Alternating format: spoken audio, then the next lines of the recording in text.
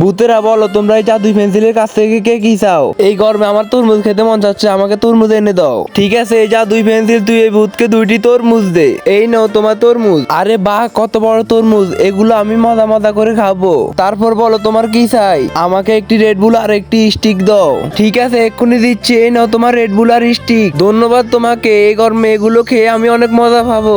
এবার যারা যারা ভিডিওটিতে একটি করে লাইক করে চ্যানেলটিকে সাবস্ক্রাইব করবে তাদেরকে আমি একটি করে জুস দিব, আর বাচ্চাদেরকে একটি করে ললিপপ দেবো।